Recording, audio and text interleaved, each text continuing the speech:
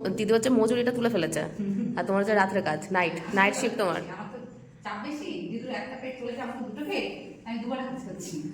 দিনে একবার করেছি, আমার একবার করছি। কেমন হয়েছে বলো? তাই বলে ভেবো না মা ঘরটাও রং করেছে। ভালো হয়েছে না বল মা?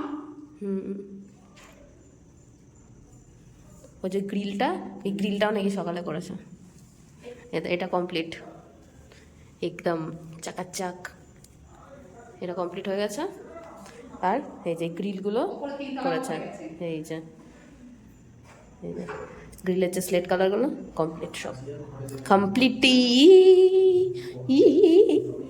ফার্স্টে কেরোসিন তেল দিয়ে ওই কি বলে হাতে রং তুলতে যাচ্ছিল, এখন তাও হচ্ছে না।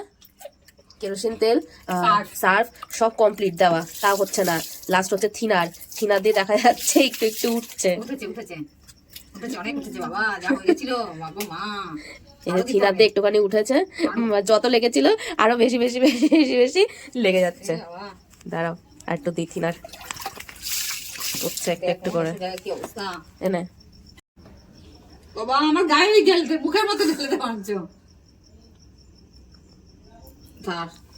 এই যে থিনার দিলাম, ওই যে থিনার দিলাম, দেখো কি হয়। উঠছিলই না বাবারে বাবা, কেরোসিন তেল দিলাম, সার্ফ দিলাম। আমার নেল পালিশটা একবার তুলে নাও। উঠছে, হ্যাঁ বাবা জ্বলছে, ওরে বাবারে কি জ্বলছে? জ্বলছে, এইসব জায়গায় জ্বলে যাচ্ছে, আগুনের মতো জ্বলছে।